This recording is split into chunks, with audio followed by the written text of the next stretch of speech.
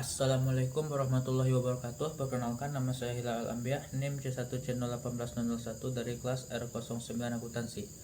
Di sini saya akan mempresentasikan materi akuntansi syariah yang berjudul Akad Mudharabah.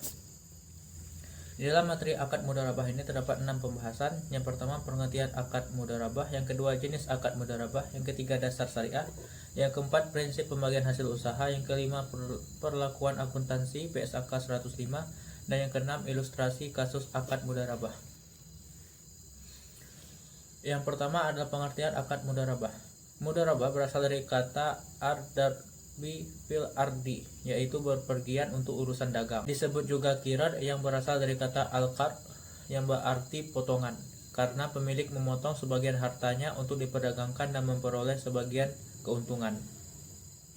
PSAK 105 tentang akuntansi mudharabah mendefinisikan mudharabah sebagai akad kerjasama usaha antara dua pihak, di mana pihak pertama atau pemilik dana atau sahibul ma'al menyediakan seluruh dana, sedangkan pihak kedua, pengelola dana atau mudharib, bertindak selaku pengelola dan keuntungan dibagi di antara mereka sesuai kesepakatan, sedangkan kerugian finansial hanya ditanggung oleh pemilik dana.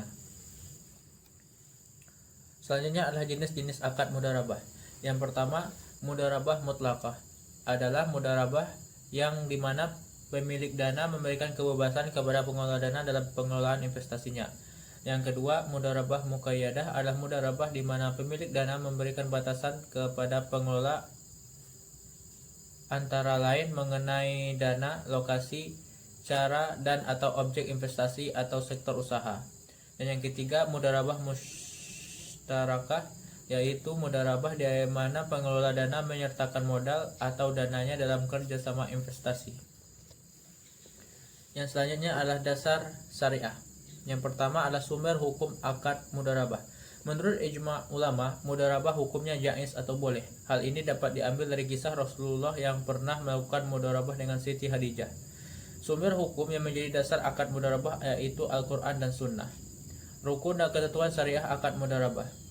Rukun mudharabah ada 4, yaitu pertama, pelaku yang terdiri atas pemilik dana dan pengelola dana.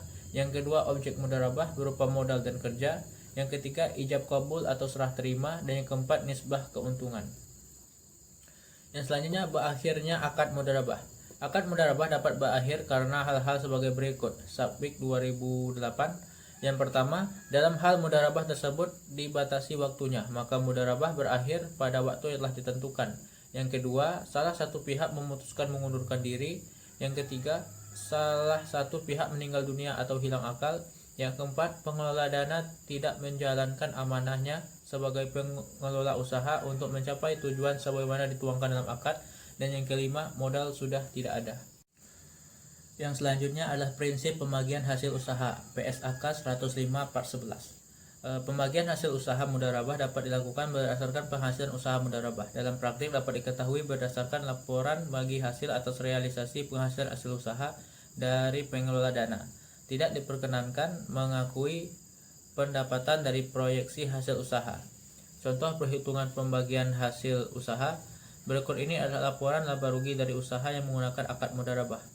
Pendapatan 1 juta rupiah dikurangi beban pokok penjualan 650 ribu rupiah, laba bruto 350 ribu dikurangi beban 250 ribu sehingga didapat laba netonya 100 ribu rupiah.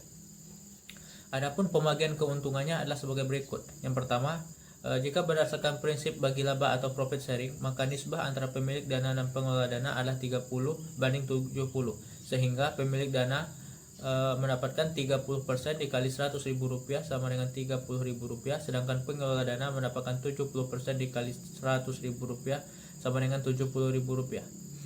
Dasar pembagian hasil usaha adalah laba neto. Laba neto adalah laba bruto dikurangi beban yang berkaitan dengan pengelolaan modal mudharabah. Sedangkan yang kedua, berdasarkan prinsip bagi hasil, maka dasar pembagian hasil usaha adalah laba bruto bukan pendapatan usaha dengan nisbah antara pemilik dana dan pengelola dana adalah 10 banding 90, sehingga pemilik dana mendapatkan 10% dikali 350 ribu sama dengan 35 ribu, sedangkan pengelola dana mendapat 90% dikali 350 ribu sama dengan 315 ribu. Selanjutnya adalah bagi hasil untuk akad mudharabah musytarakah PSAK 105 part 34. Ketentuan bagi hasil untuk akad jenis ini dapat dilakukan dengan dua pendekatan. Yang pertama, hasil investasi dibagi antara pengelola dana dan pemilik dana sesuai nisbah yang disepakati. Selanjutnya, bagian hasil investasi setelah dikurangi untuk pengelola dana tersebut dibagi antara pengelola dana sebagai mustarik dengan pemilik dana sesuai dengan porsi modal masing-masing. Atau yang kedua, hasil investasi dibagi antara pengelola dana sebagai mustarik dan pemilik dana sesuai dengan porsi modal masing-masing. Selanjutnya, bagian hasil investasi setelah dikurangi untuk pengelola dana sebagai mustarik tersebut dibagi antara pengelola dana dengan pemilik dana sesuai dengan nisbah yang disepakati. Selanjutnya adalah perlakuan akuntansi PSAK 105 terbagi menjadi dua. Yang pertama, akuntansi untuk pemilik dana, meliputi yang pertama, dana mudharabah yang disalurkan oleh pemilik dana diakui sebagai investasi mudharabah pada saat pembayaran kas atau penyerahan aset non-kas kepada pengelola dana. Yang kedua, pengukuran investasi mudharabah. Yang ketiga, penurunan nilai jika investasi mudharabah dalam bentuk aset non-kas. Yang keempat, pencatatan keuntungan. Yang kelima, kerugian. Yang keenam, akad mudharabah berakhir. Yang ketujuh, penyajian. Dan yang kedelapan, pengungkapan. Sedangkan yang kedua adalah akuntansi untuk usaha mudharabah. Akuntansi untuk usaha mudharabah ini dilakukan oleh mudharib dan hanya untuk pengelolaan usaha mudharabah saja, tidak termasuk pencatatan untuk mudharib di luar usaha mudharabah. Meliputi yang pertama, dana yang diterima dari pemilik dana dalam akad mudharabah diakui sebagai dana sirkah temporer sebesar jumlah kas atau nilai wajar aset non-kas yang diterima. Yang kedua, pengukuran dana sirkah temporer. Yang ketiga, penyaluran kembali dana sirkah temporer. Yang keempat, apabila pengelola dana mengelola sendiri dana mudharabah, berarti akan ada usaha yang didanai oleh dana mudharabah.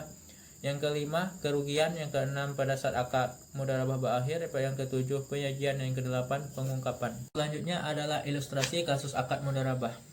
Pada tanggal 1 Januari 2011, setelah melakukan akad, pemilik dana menyerahkan dana sebesar Rp100.000. Periode akad 2 tahun, nisbah bagi hasil pengelola pemilik dana 3:1, sehingga pemilik dana akan mencatatnya pada investasi mudharabah 100.000 pada kas 100.000, sedangkan pengelola dana akan mencatatnya kas 100.000 pada dana sirkah temporer 100.000.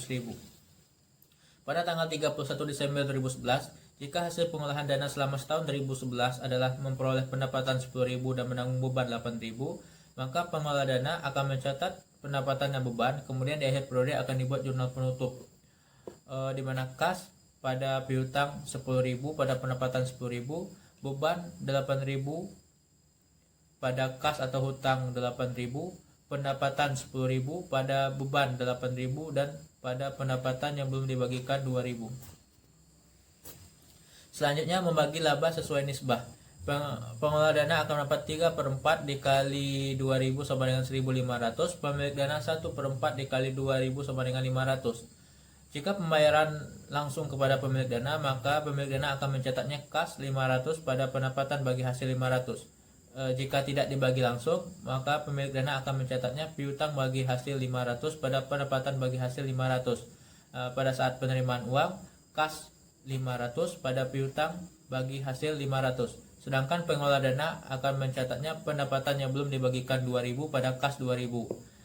Pada tanggal 31 Desember 2011 melakukan ayat jurnal penutup untuk bagi hasil tersebut, maka penyajian laporan keuangan neracanya aset investasi mudharabah 100.000, penyisihan kerugian 0.